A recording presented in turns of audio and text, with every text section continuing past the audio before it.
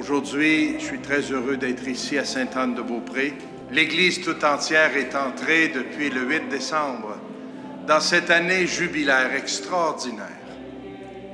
Année sainte, jubilé de la miséricorde. Le Saint-Père voit nécessaire qu'à ce moment-ci de l'histoire de l'Église et de l'humanité, que nous prenions toute une année pour ouvrir, comme on vient de chanter, la porte très grande à notre Dieu, la porte de notre cœur pour nous laisser aimer, réconcilier, renouveler. Dès qu'on a su qu'il allait avoir une porte de la miséricorde à Sainte-Anne, on a dit c'est une grâce pour nous particulièrement, comme membres de l'équipe, comme rédemptoristes, comme personnes qui travaillons ici, pour tous les employés et tout, mais aussi pour les pèlerins qui viennent. Parce que cette grâce-là, ça va se répercuter non seulement sur eux, mais on est convaincus sur leur famille, sur leur communauté, dans le monde aussi en même temps. Le mot a dû passer parce que déjà, on s'aperçoit qu'on a des autobus qui demandent des rencontres pour la porte de parcours spirituel.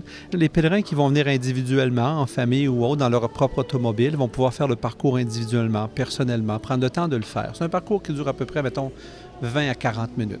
Mais il y a les autobus qui viennent avec un groupe de personnes qui, eux, pourront réserver une personne pour être capable de faire le cheminement avec une personne en pastorale comme telle. On va avoir 3 types de bénévoles différents. Des bénévoles qui vont accueillir à la porte, remettre un dépliant, justement le dépliant de la démarche. Il va y avoir des bénévoles plus en pastoral qui, eux, vont être préparés pour être capables de rencontrer les pèlerins, les groupes surtout, et il va y avoir des prêtres aussi pour confesser pendant cette démarche-là. On va utiliser les fresques que vous voyez tout autour ici, des bienheureux, bienheureuses canadiens, québécoises, québécois, et les saints et les saintes aussi qui ont été nommés, dont Monseigneur de Laval, bien sûr. Sur la porte, il va y avoir, comme je disais, le cœur avec une cicatrice. On tenait à la cicatrice, on dit tous les cœurs, le mien, le vôtre, et toutes les personnes qui nous écoutent, les cœurs ont une cicatrice et c'est Dieu qui guérit le temple. Détruisez ce temple, je le reconstruirai en 3 jours. C'est lui qui reconstruit le temple, le cœur. Il va y avoir aussi Thomas qui met la main dans le côté du Seigneur pour dire « Mon Seigneur est mon Dieu ». Quelle belle réponse à la miséricorde.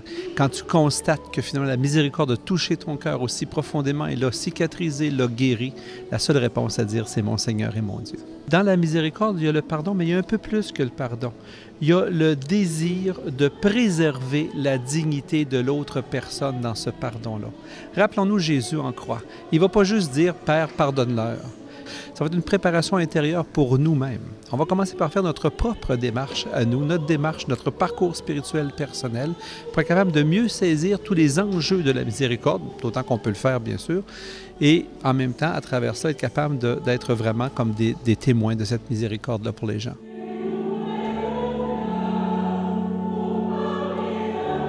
C'est ma famille qui crée depuis 88 ans des objets d'art en cuivre. Mon père a décoré des églises depuis les années 40 et à la basilique de Sainte-Anne-de-Beaupré, il a été en premier, il a reçu une commande de la basilique pour faire les tabernacles, dont celui qui est sur le maître-autel, en or et en argent, ainsi que les grilles de communion, et les portes qui ont été installées en 2003, les portes en cuivre, les portes d'entrée principale. Les délais étaient quand même assez courts, donc le père est arrivé avec ses idées sur ce qu'il voulait et à partir de ça, on a créé la porte. Pouvez-vous nous la présenter? Oui. Bon, alors en premier, dans le bas de la porte, il y a un tableau, c'est un dessin que mon père a fait et que nous, on a reproduit, qui représente saint Thomas, qui touche les plaies de Jésus. Ça, il trouvait que c'était pertinent pour l'année de la miséricorde, de croire. Ensuite, il voulait absolument qu'il y ait un cœur cicatrisé. Et c'est ce qui est au milieu de la porte. Et ce cœur-là a été créé et dessiné et repoussé à la main par ma sœur Diane. Donc, ça représente bien le chemin de la miséricorde. Et le haut de la porte, on a mis Sainte-Anne-de-Beaupré. Le Saint-Père, en ouvrant la porte sainte cette année, toutes ces portes de miséricorde, il a voulu que ce ne soit pas seulement à Rome, mais dans le monde entier. Il veut qu'on entre dans le cœur de Dieu pour goûter à son amour gratuit, pour goûter à la miséricorde qui relève, qui délie ce qui est tout troublé en nous, pour qu'on puisse vivre dans la paix, dans la joie, dans la justice. Alors, passer la porte, c'est un geste très symbolique. C'est pas un rite magique de passer la porte. Mais quand on le fait avec foi et qu'on est accueilli par Dieu, puis on se met à l'écouter et on accueille ce qu'il nous offre, son amour, son pardon, ça nous renouvelle et on est capable de ressortir et aller vivre autrement au sein du monde. Et même pour les personnes qui ne peuvent pas aller parce qu'ils sont malades ou qui sont en fin de vie ou qui sont incapables de se déplacer, ils peuvent traverser la porte sainte intérieurement, spirituellement, dans leur cœur.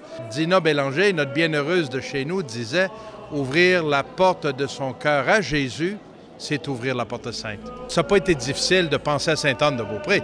C'était le premier sur notre liste. C'est un des sanctuaires les plus reconnus en Amérique du Nord, un lieu où depuis les tout débuts de notre colonie, on vient ici. C'est une paroisse qui a presque 350 ans.